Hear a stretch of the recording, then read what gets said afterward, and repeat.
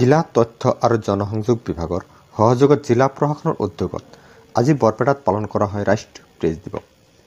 সেই উপলক্ষে জিলা তথ্য আৰু জনসংযোগ বিষয়া বিকাশ শৰ্মাৰ সঞ্চালনাত অনুষ্ঠিত সংবাদ মাধ্যমৰ ওপৰত কোভিড-19ৰ প্ৰভাৱ আৰু সংবাদ মাধ্যমৰ ভূমিকা শীৰ্ষক আলোচনাত মাধৱ চৌধুৰী মহাবিদ্যালয়ৰ অৱসৰপ্ৰাপ্ত অধ্যাপক তথা প্ৰাক্তন সাংবাদিক বাবুল চন্দ্ৰ দাসে মুখ্য বক্তা হিচাপে উপস্থিত থাকি কয়, কৰোনা মহামাৰী প্ৰতিৰোধ কৰাৰ ক্ষেত্ৰত সাংবাদিক চিকিৎসকসকলক প্ৰথম শাৰীৰ যোদ্ধা।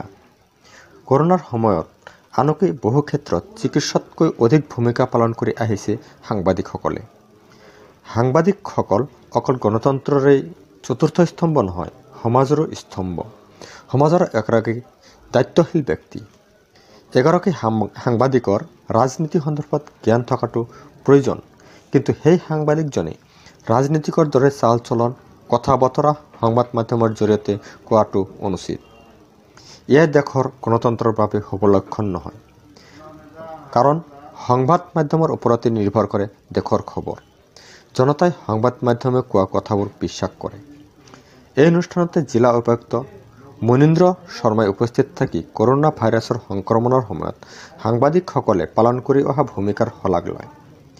এই ক্ষেত্ৰত সাংবাদিকসকলে নিজৰ জীৱনক তুচ্ছ জ্ঞান কৰি বাতৰি সংগ্ৰহেৰে কৰোনা ভাইৰাছৰ সন্দৰ্ভত ৰাইজক সজাগ কৰাৰ বাবে সাংবাদিকসকললৈ কৃতজ্ঞতা জ্ঞাপন কৰি সকলো সাংবাদিককে ভূয়সী প্ৰশংসা কৰে। উপায়ুক্তগৰাকীয়ে সাংবাদিকসকলে ইতিবাচক দৃষ্টিভংগীৰে সমাজৰ বাতৰি পৰিৱেশন কৰিলে সমাজৰ হিত সাধন হয় বুলিও ভাষণত কয়। বাতৰিৰ ওপৰত সমাজৰ সকলো লোকৰ দৃষ্টি থাকে, হেতুকে সঁচা বাতৰি পৰিৱেশন কৰিলে ৰাইজ উপকৃত হয়, দেশখন আগুৱাই যোৱাত সহায় হয় বুলিও কয় উপায়ুক্তগৰাকীয়ে। এই অনুষ্ঠানতে কেইবাগৰাকী সাংবাদিকে সাংবাদিকৰ সুৰক্ষা, দায়িত্ব আৰু কৰ্তব্য বিষয়ক বহু গুৰুত্বপূৰ্ণ বক্তব্য প্ৰদান কৰে। কেন্দ্ৰীয় সাধাৰণ সম্পাদক নকুল তালুকদাৰৰ ভাষণত সাংবাদিকক মাহিলী পাৰিতোষিক দিয়াৰ লগতে সাংবাদিকৰ জীৱন সুৰক্ষিত হ'ব পৰাকৈ আইন প্ৰণয়ন কৰাৰ বাবে চৰকাৰলৈ দাবী জনায়। এই অনুষ্ঠানতে উপায়ুক্ত মনীন্দ্ৰ শৰ্মাই বৰপেটাৰ প্ৰবীণ সাংবাদিক সুনীল কুমাৰ দাসক বিশেষ সম্বৰ্ধনা জনায়। সাংবাদিকৰ বাক স্বাধীনতা ৰক্ষাৰ ক্ষেত্ৰত আইন প্ৰণয়ন কৰাৰ বাবে সাংবাদিক সুনীল কুমাৰে চৰকাৰৰ ওচৰত আহ্বান জনায়। অনুষ্ঠানত জিলাখনৰ বিভিন্ন প্ৰান্তৰ সাংবাদিক উপস্থিত থাকে। আজিৰ এই প্ৰেছ দিৱসতে জিলা উপায়ুক্ত মনীন্দ্ৰ শৰ্মাই জিলাখনৰ প্ৰায় ৬০গৰাকী অধিক সাংবাদিকক অভিনন্দন জনায়। জিলা প্ৰশাসনৰ উদ্যোগত আৰু জিলা তথ্য আৰু জনসংযোগ বিভাগৰ সহযোগত আজি পালন কৰা প্ৰেছ দিৱস আৰু সাংবাদিকক জনোৱা সম্বৰ্ধনাত সাংবাদিকসকল উপস্থিত থাকি অনুপ্ৰাণিত হয়।